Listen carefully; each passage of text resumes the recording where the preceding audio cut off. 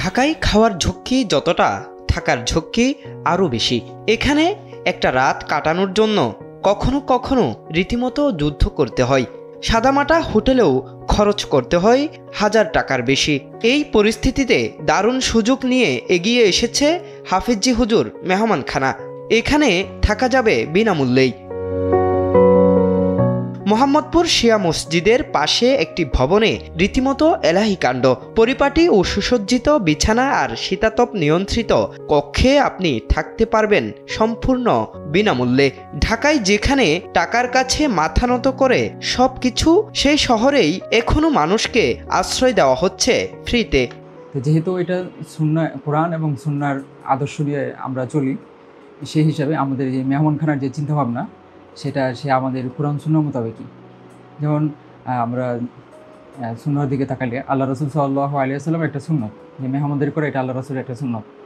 এবং তৎকালীন জমানায়, আল্লাহ রসুলের জমানায় এরকম মেহমানখানা ছিল, যারা আসতেন তারা থাকতেন এবং তাদের জন্য ব্যবস্থাপনা ছিল।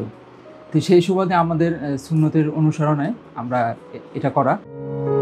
হাফেজি হুজুর মেহমানখানা এক টুকরো দয়া, এক বিন্দু মানবতা এবং শহরের বুকে শেষ আশ্রয়স্থল। তবে এখানে থাকতে হলে মানতে হবে 3টি শর্ত। আমাদের এখানে থাকার জন্য আমরা মূলত 3টা জিনিস খেয়াল করতে হবে। একটা হলো রেফারেন্স, যে আমরা এরকম ব্যক্তির রেফারেন্স চাবো, যে ব্যক্তিকে আমরা চিনি, যার মাধ্যমে সে আসবে, সেই ব্যক্তিও আমাদেরকে চিনি, যাতে আমরা তাকে বলতে পারি যে আমরা শিওর হতে পারি যে তার ব্যাপারে যে সে কি আপনার পরিচিত কিনা। সে যদি বলে হ্যাঁ ঠিক আছে, সে আমার পরিচিত, আমাদের কোনো কথা নেই।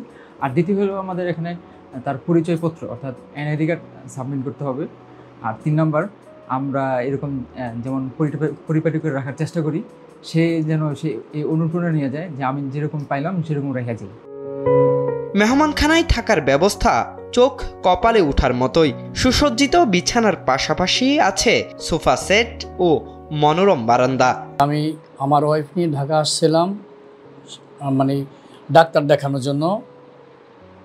পরে কোথাও জায়গা না পেয়ে এই মেহমানখানা হাফেজি হুজুর তার সুব্যবস্থা করার কারণে আমি খুবই আনন্দিত এবং খুবই প্রশংসা যে তিনি এত সুন্দর একটি ব্যবস্থা করেছেন, যেখানে রান্নাবান্না করে খাওয়ার মতন সব কিছু ব্যবস্থা আছে। গ্যাস, চুলা এবং 2টা রুমের ভিতরে এসি, বেড, খুবই সুন্দর ব্যবস্থা করেছেন। যে আমাদের মতো অনেক মানুষ বিপদে পড়ে এখানে এসে আশ্রয় নেওয়ার জায়গা আছে। এই শহরের যেখানে সবকিছুর বিনিময় দাম, সেখানেই জেগে আছে এক নিঃস্বার্থ নাম, হাফেজি হুজুর মেহমানখানা। জাহিদুল ইসলাম আরিফ, সময়ের আলো, ঢাকা।